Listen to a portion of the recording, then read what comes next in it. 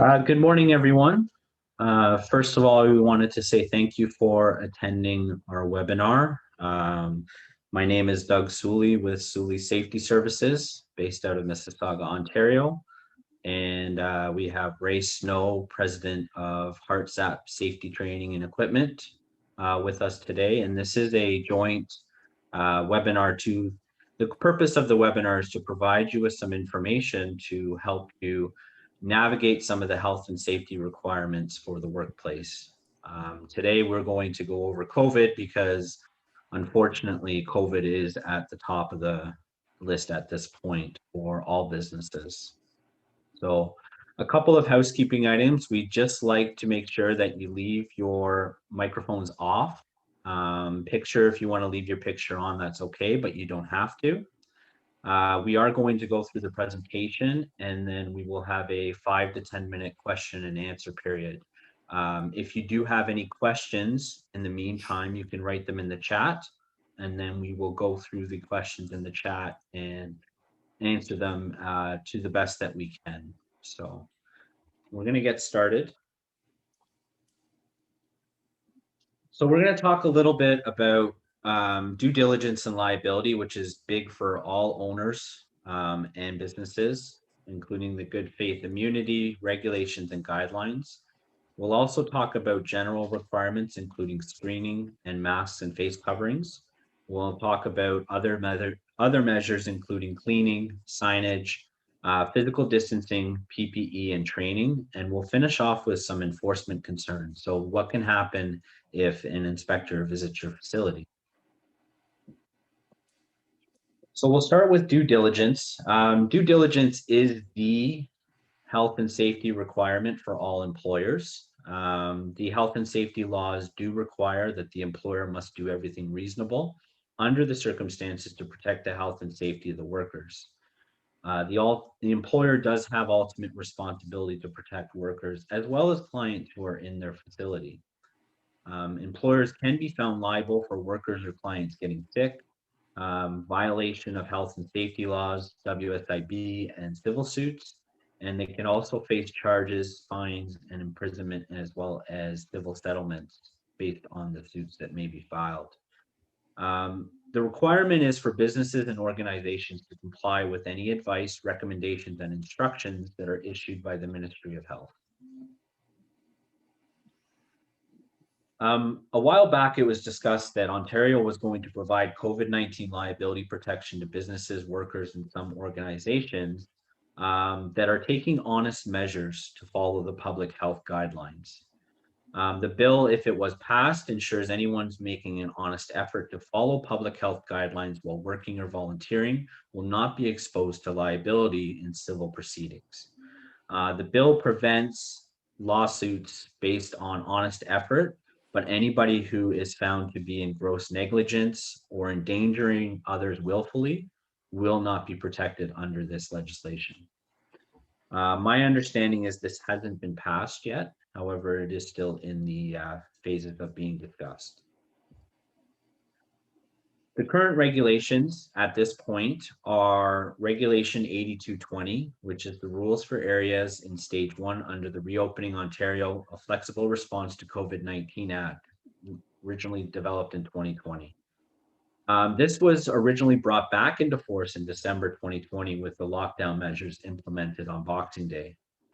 It has been updated with implemented measures as the regions have opened back up. Many regions have actually opened up. Unfortunately, myself in Mississauga, we are still in the lockdown and stay-at-home order phase. We may be able to get out of that on March 9th, but regions such as Halton, Hamilton, Cambridge, Kitchener-Waterloo, Durham region, basically anything outside of Toronto and Peel and North Bay and Sudbury are currently either in the red or in one of the color-coded frameworks at this point in time. You can find the actual regulation at the link that is provided there. If you'd like, we can provide these links to you in the chat section as well at the end.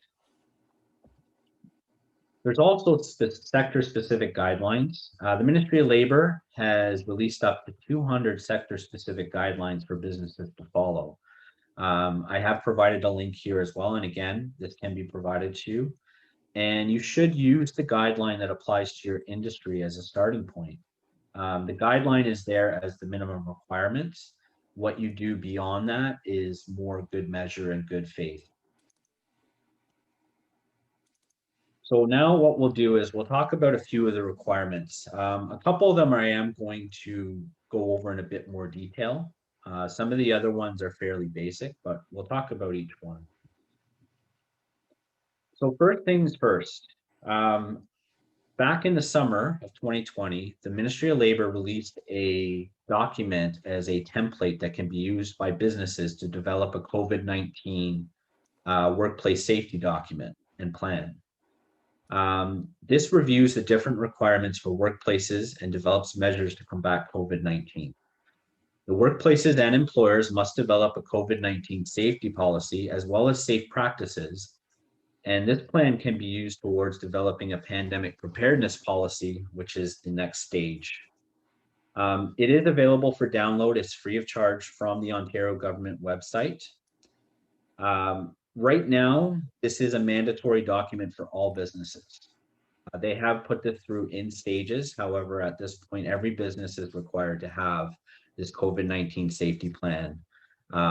And they can certainly use the Ministry of Labor template that has been provided. However, there are also other measures that you can use, including developing your own safety plans. You must develop practices to help combat COVID-19 based on screening measures, masks and face coverings, cleaning, signage, physical distancing measures, PPE, training, as well as isolation measures in the event of a case of COVID-19 being discovered in your workplace.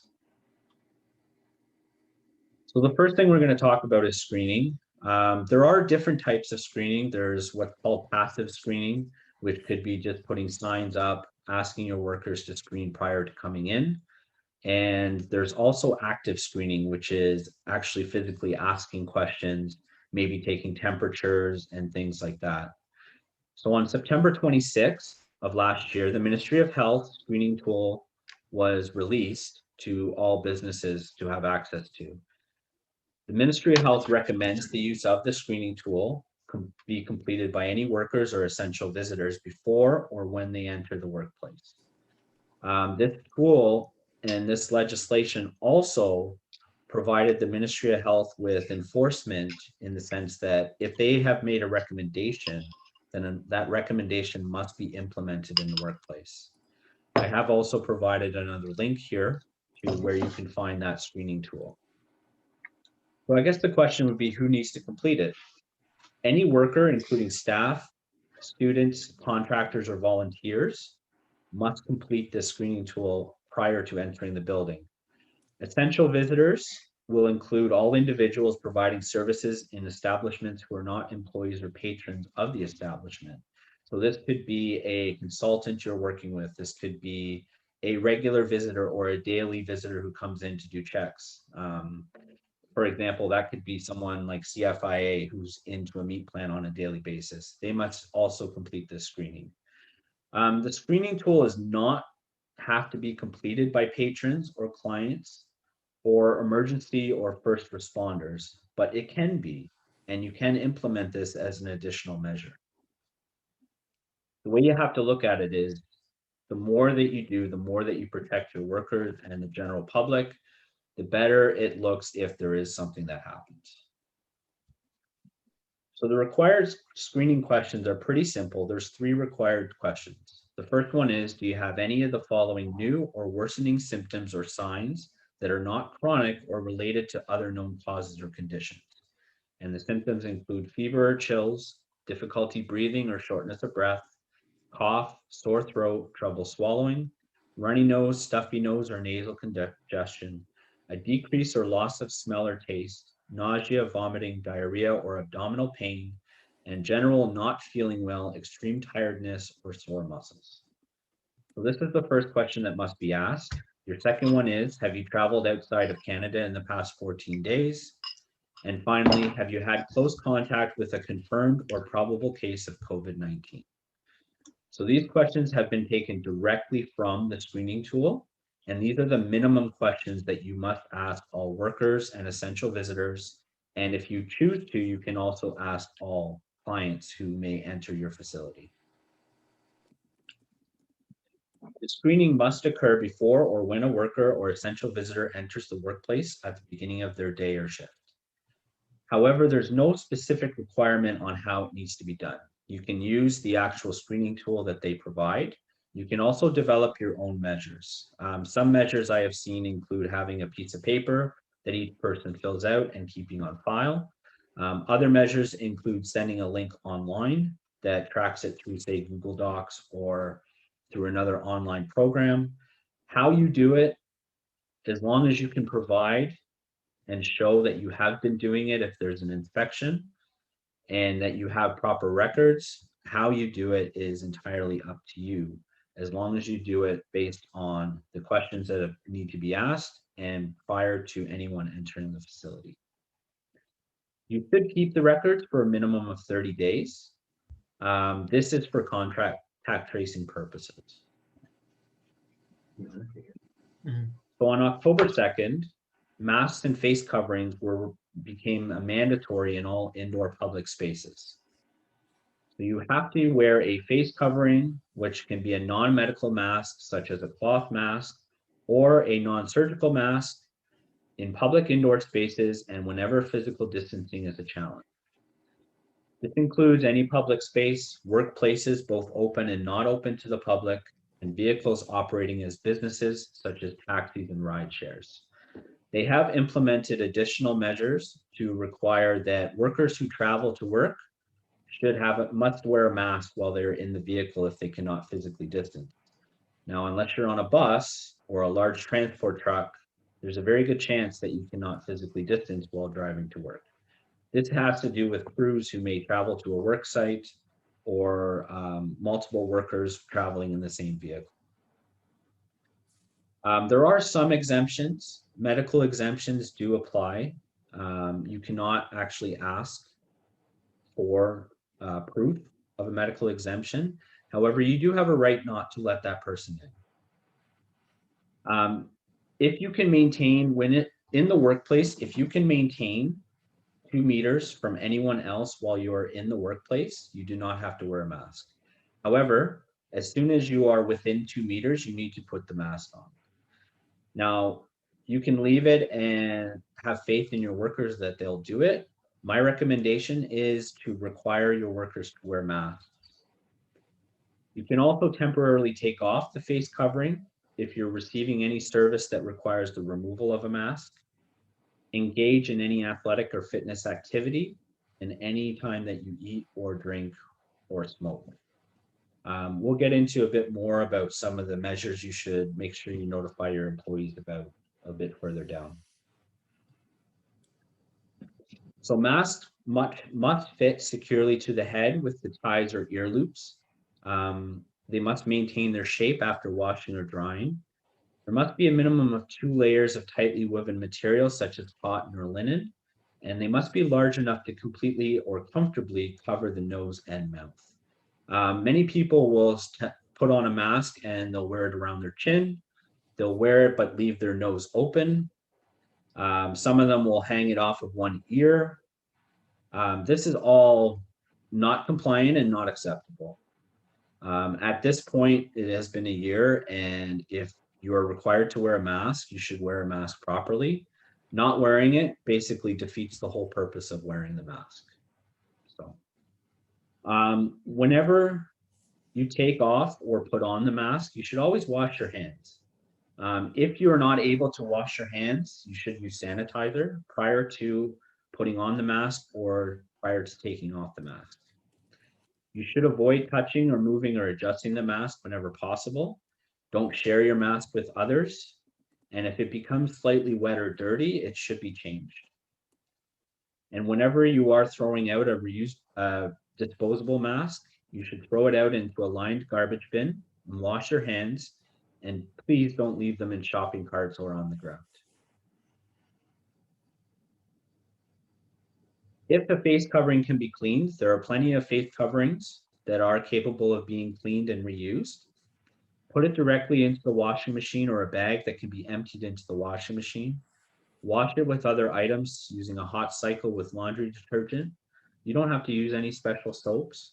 Dry them thoroughly and wash your hands after putting the face covering into the laundry. All face coverings that cannot be cleaned should be thrown out and replaced as soon as they get slightly wet, dirty, or crumpled. So those are kind of the two big ones at this point. Let's talk about a few other measures. So physical distancing. Back in March of 2020, they used to call this social distancing. They decided after a couple of months that it was no longer social, and it is actually physically distancing from other people. You must maintain 6 feet of distance within a workplace. This is the requirement. If you are unable to, then there are measures that you have to put into place to protect your workers. Some of the tips to help maintain physical distancing in a workplace include rearranging, reconfiguring, or reorganizing work areas, minimizing your clients and customers within the facility. This one is very important. There are bylaw inspectors going around checking on the maximum requirements for within a workspace. You do need to check your bylaw requirements based on your square footage of your building or of your office to determine how many people you're allowed to have in. You also need to look at minimizing your workers in each work area. This can involve staggering breaks and lunches to reduce workers, staggering shifts and minimizing staff on shifts, and allowing people or continuing to allow people to work from home. At this point, if there is a worker who is capable of working at home, it is highly recommended by the Ministry of Health that these people work at home whenever possible. Anyone who is an essential worker and is not capable of working from home because of business constraints is permitted to be able to come in and work in the office. But anybody who has the potential of working from home needs to be working from home at this point. You can also place markings on the floor to show 6 feet of distancing. And in workstations and work areas, and including cash, service, and reception areas, you can install and use plexiglass to help protect your workers. Please note that if you install plexiglass in a reception area, your receptionist still needs to wear a mask. The plexiglass does help, but it is not the be-all, end-all. So in some cases, you can't physically distance. It's just impossible. It could be a specific task. It could be production lines. It could be on a construction site based on the work. It could be something where you require 2 people because the law says you require 2 people to do it due to safety concerns.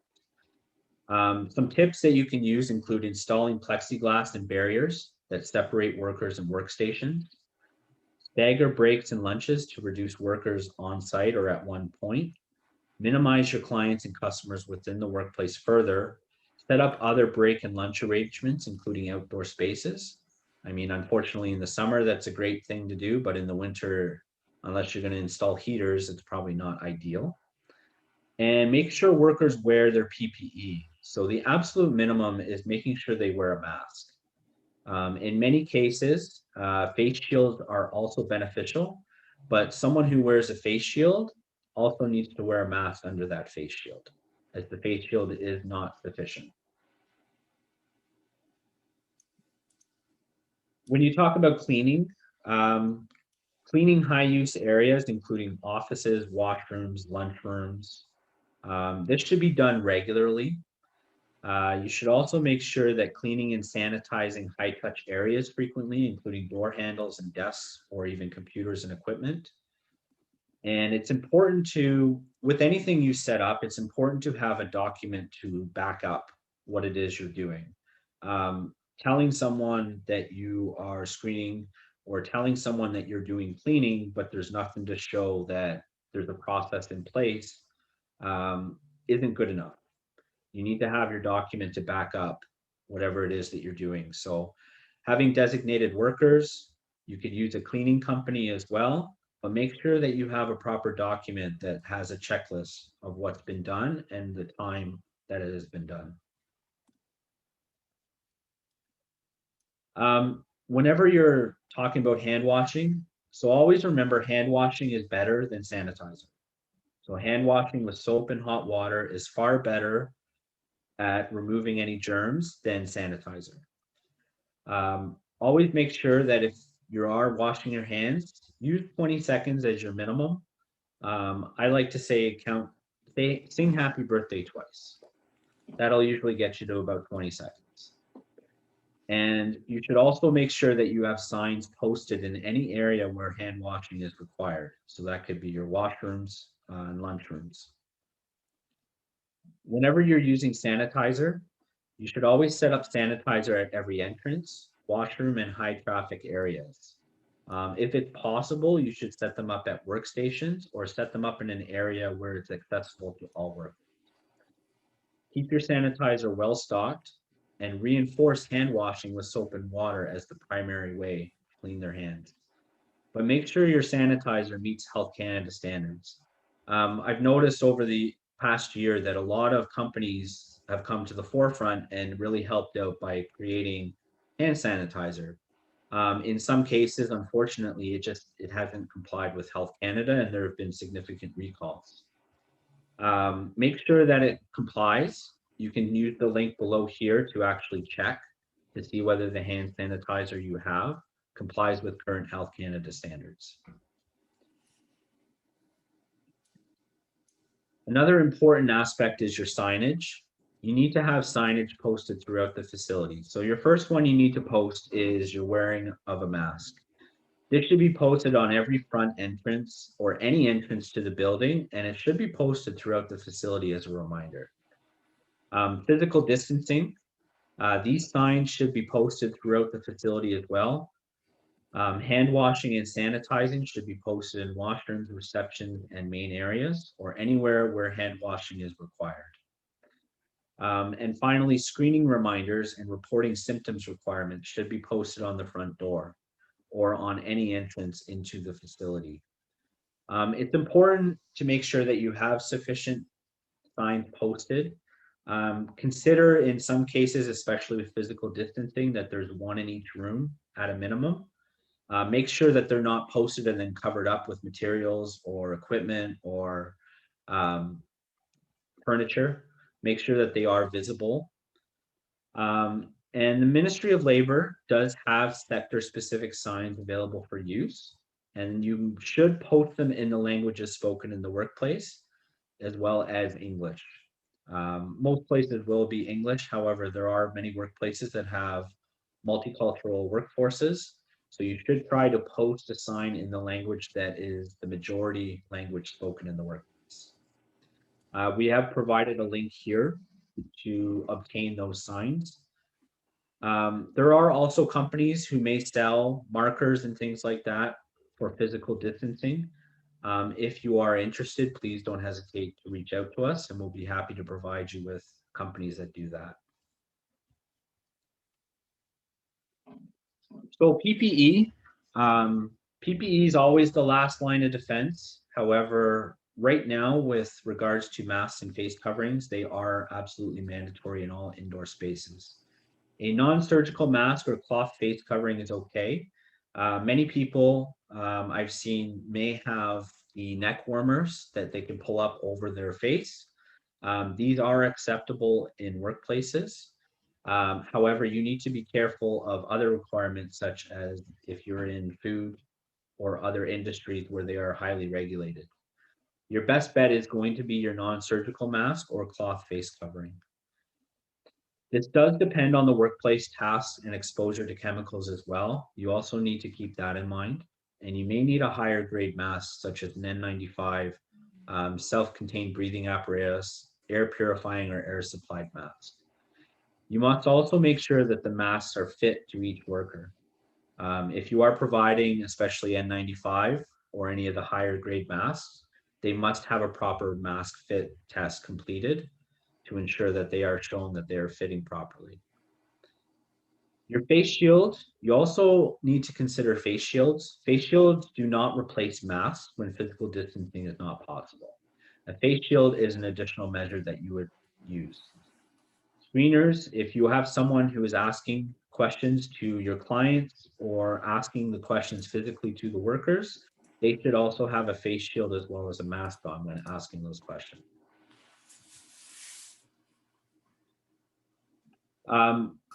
Nitrile or latex gloves. I do see a lot of people wearing gloves. Gloves can help, but they don't replace hand washing and sanitizing requirements.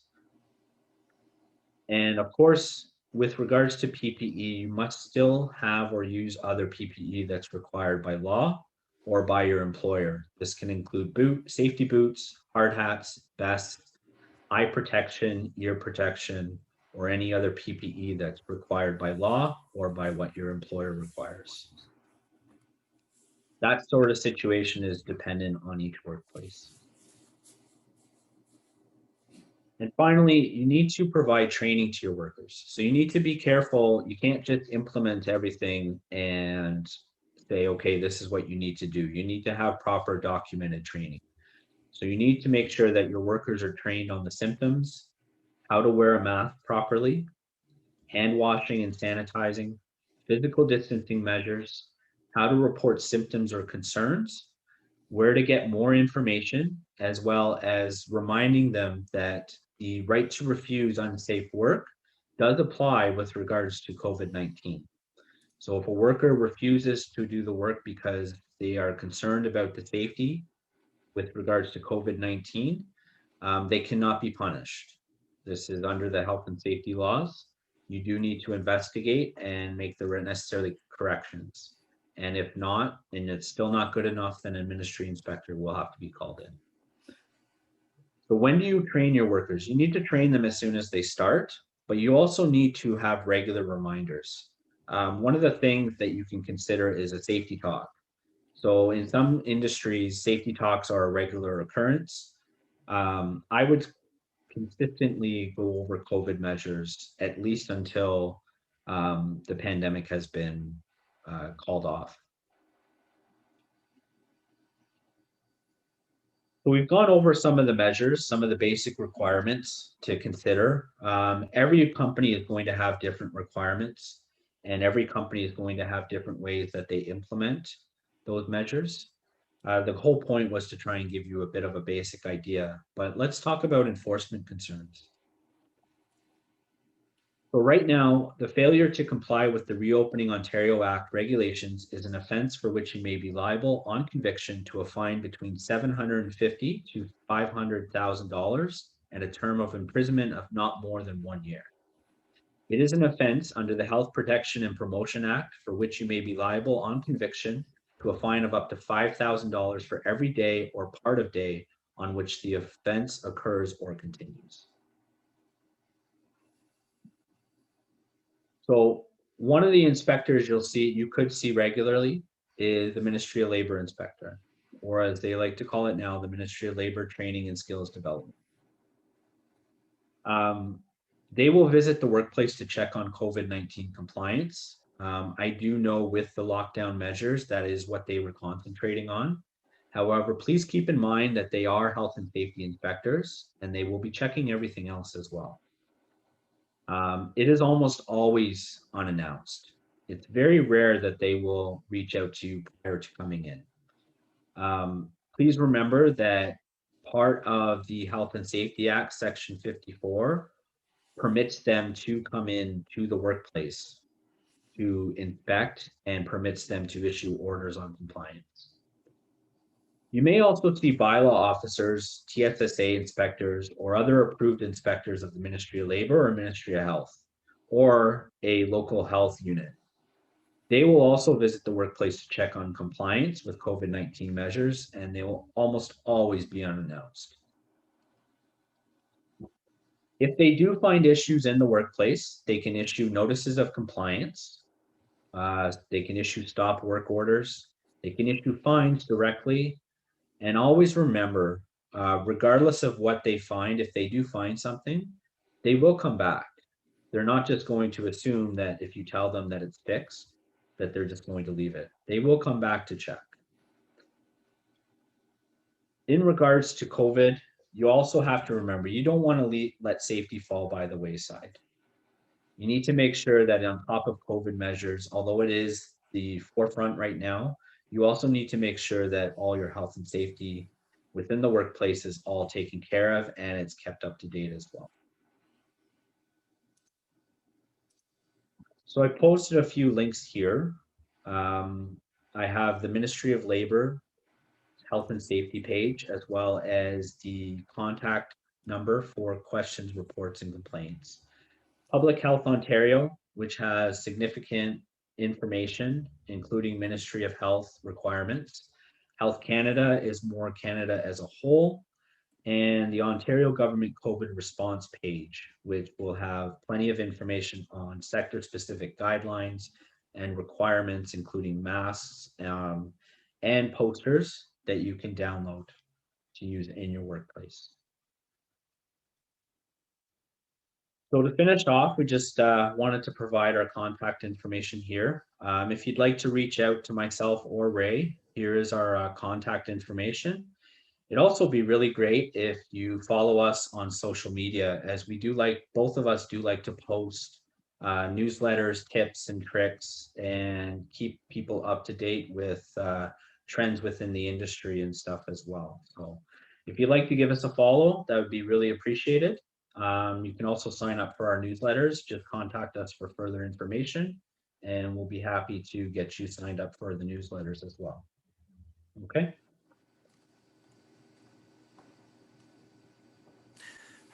Perfect. So one of the questions that was asked, I noticed, was about the cloth mask, and is there any regulation or on regards to cleaning the fabric? Based on Health Canada, of course, with cloth masks, they're to be cleaned, of course, directly using your washing machine. As Doug mentioned, put them in a bag and put them in your washing machine, or put them directly in there. They should be cleaned on a hot cycle, and then with your regular cleaning liquid, and then take them out and then thoroughly dry them. If you only have the option of hand washing, hand wash obviously with warm and hot water, with your liquid soap, and of course same thing, dry it and make sure it's completely dry before wearing it again. Okay. So there's another question about the fit testing. So the fit testing is basically going through with the worker to ensure that they are wearing a mask properly. With regards to your cloth or face coverings, it's going through them and talking to them about how to wear the mask. So I know it sounds pretty simple, but it is important to go over this with all your employees. So that includes making sure their hands are washed before they put their mask on, making sure the mask wraps around the ears. In some cases, someone may be using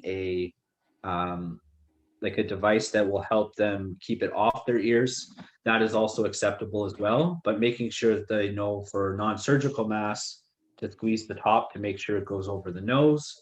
Make sure that it's covering the nose properly, covering the mouth underneath the chin as well. So that's kind of your fit testing with your general non-surgical and face coverings. When you get into higher end or higher grade masks, there's a lot more that goes into that, including how to properly put on or take off a mask, doing negative and positive pressure tests, and then doing smell tests with a chemical that is sprayed into a dome, and ensuring that the employee or the worker is not able to smell the actual scent being used. The scents are usually a sweet or a bitter scent. We can definitely provide more information on that to you if you'd like. We can do that outside of the webinar here.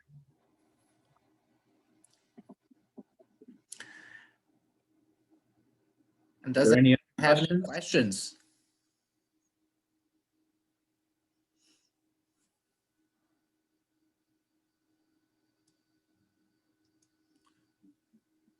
Okay. If you have any questions, just remember to unmute yourself.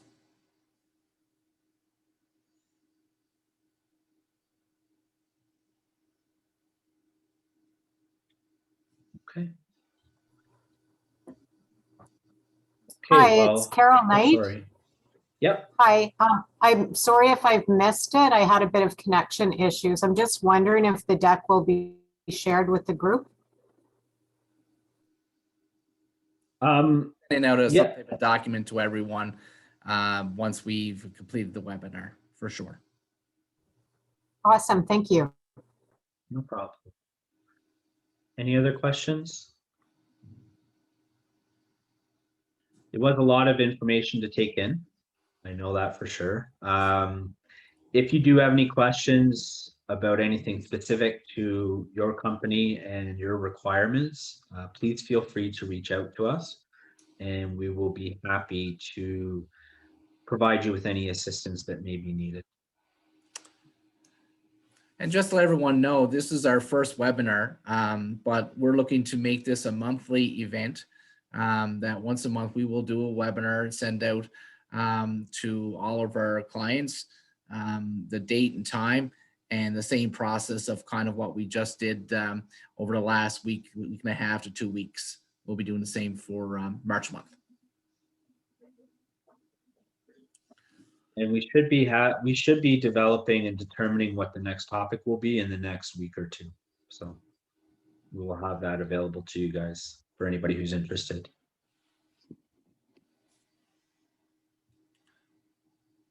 Okay. If there's no more questions, we want to thank you for coming to the webinar.